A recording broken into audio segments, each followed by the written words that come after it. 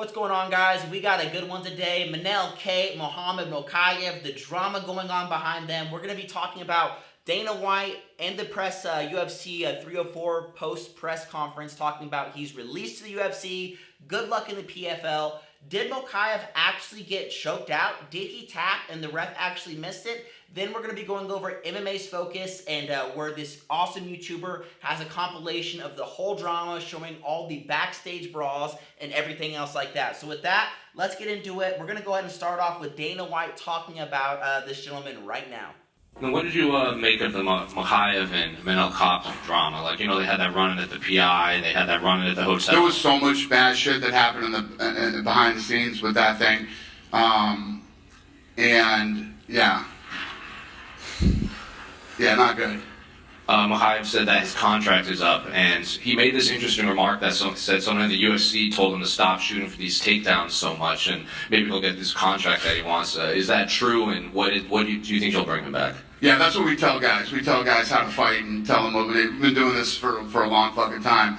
I'm sure one of the matchmakers probably said something to him or whatever, but yeah, the matchmakers aren't big fans of his for many different reasons. And not just there's a lot of people who shoot takedowns in this business. You know, a lot of guys that fight with that type of style, but it's a lot more than just that. But Mokaev is the guy that you'd want to bring back to the UFC because he said his contract is totally done now. Yeah, he is. He's under contract. He's not under contract anymore.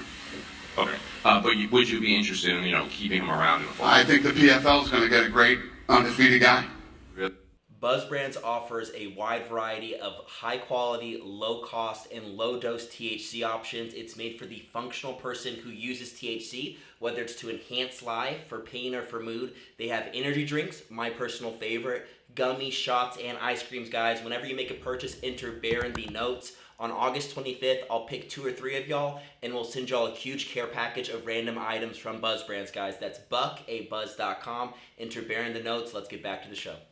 So guys, what do you think about that? Dana White releasing Mokaev from the contract. Actually, they didn't release him. They just didn't re-sign him. One of, kind of this upcoming undefeated prospect. And so to me, you know what? He wasn't that interesting of a fighter to me. At least he was not that entertaining to me. So it's not that big of a deal to me. It is, it's an entertainment and it's a fighting company kind of mixed together, right, guys?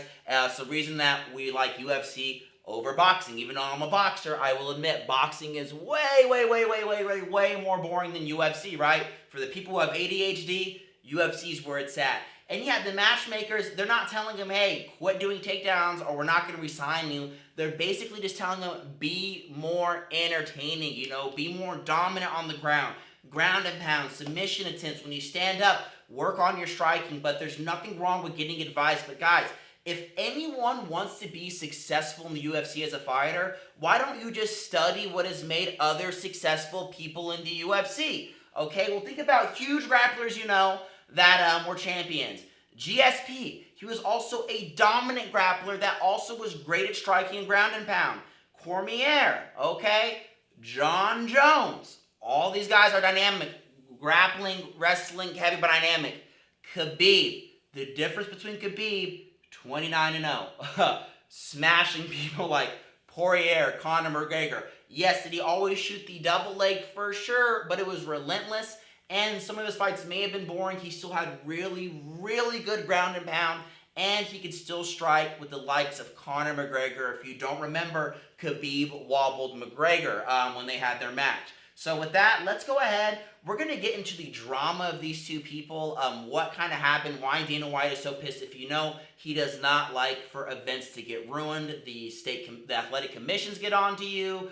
The, whatever media corporations you have partnerships with that are congruent to the fight, they get annoyed with that shit. Nobody likes a messy scene like that. So with that, shout out to MMA Focus. Let's go ahead and play this video. 2024, Manel Kape allegedly attacked Mohamed Mokaev at the UFC PI. Now, this came after some back and forth on social media, and eventually the fighters crossed paths at the UFC PI, and apparently Manel Kape attacked Mohamed Mokaev at the Performance Institute. Gene Silva, a teammate of Manel Kape, claimed that back in February, a week before Mokaev's fight with Alex Perez, Kape headbutted and elbowed Mokaev at the entrance of the UFC Performance Institute, and Silva went on to say he elbowed Mokaev in the head on the street, bro. Bro, he caught Mokaev at the entrance here at the UFCPI. He headbutted him and elbowed him in the street. He opened Mokaev's head a week before his fight. Kape is a psychopath. Now, as you can see here, a picture was released online which shows a scar above Mohamed Mokaev's eye, apparently caused by Manel Kape when he attacked Mokaev at the UFC Performance Institute. Now, a few months later, obviously Kape and Mokaev were scheduled to fight each other, and on Thursday, July 25th, during UFC 304 Fight Week, Kape and Mokaev crossed paths at the UFC Fighter Hotel, decided to squash their beef, and took a picture together. Mohamed Mokaev apparently extended an olive branch to Manel Kape and said, "Let's squash the beef," put their arms around each other and took a picture. But a few moments after this photo was taken, Mohamed Mokaev sucker punched Manel Kape from behind and a brawl broke out. And a video was actually released on social media of this brawl breaking out in the Fighter Hotel, and apparently Manel Kape suffered an injury and he had blood all over his face. And here's the video.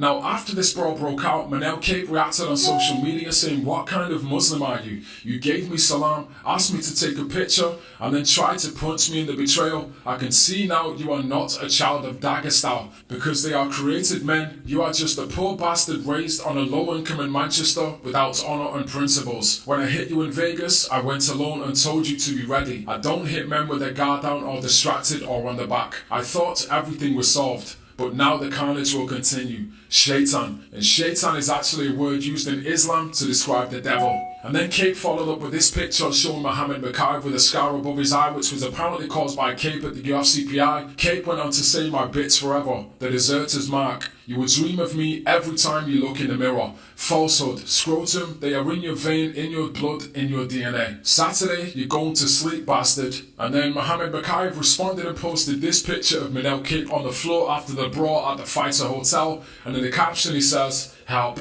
Now, the next day after the brawl at the Fighter Hotel on July 26th at the UFC 304 ceremonial weigh-ins, Mokaev and Kape were separated and were not allowed to face off. Then backstage after the ceremonial weigh-ins, both fighters got into a physical altercation and Mohamed Mokaev threw a bottle at Manel Kape. And there is actually footage of this as well on social media, and you can see Mohamed Mokaev chasing after Kape backstage, and then he throws a bottle at him. Here's the footage.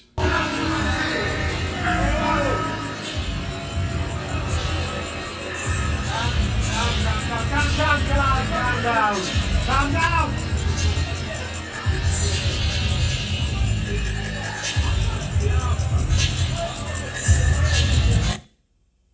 Okay guys, so as you can see, it's just a lot of just shenanigans. Kind of reminds me of like a high schooler or middle schooler. Dana White just doesn't want this little kid running around, throwing bottles, sucker punching people, doing these type of altercations when he's not going to be a pay-per-view straw or someone that is an enticing fighter, guys. And so I can agree with that quite a bit. Obviously, Dana White is a businessman over anything, and so he doesn't want him. He's not getting re-signed. And so with that, we're going to go over, did Mokaev actually lose this fight?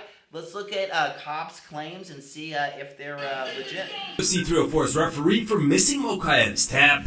This past weekend, Mokaev defeated Manel Kape by unanimous decision, although Manel believes he actually won the fight via a submission tap that was missed by the referee. Taking tags, he shared his evidence.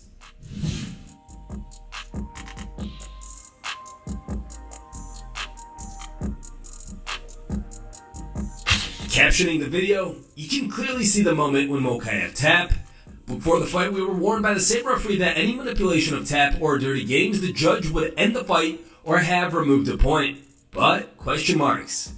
Hashtag tap or fake tap, it's tap. What do you think? Is Manel saying things or is he right? Let us know in the comments section. What do y'all think on that? I definitely saw a hand move and tap him. I'm not saying it was a tap, but that... he did tap him, right? Like, normally when you see a tap, someone getting choked out or getting submitted, it's like I just saw a hand move and kind of that motion. So I definitely saw a tap. A little bit of controversy now. Didn't really care about that fight. Didn't really care about the outcome. Don't really care that Mokaev isn't a part of the UFC anymore. Go join the PFL, another organization I don't care about. As you know, we just cover the most exciting and important topics. Hopefully this video brought some entertainment to y'all. Give me a subscribe. September 1st, I'm going to go through all of y'all and send one of y'all randomly selected a pack of Pro V1 golf balls or some free stuff from Buzz Brands. Visit buckofbuzz.com, enter in Baron Notes. Whatever you want, you can decide. I'm out. Peace.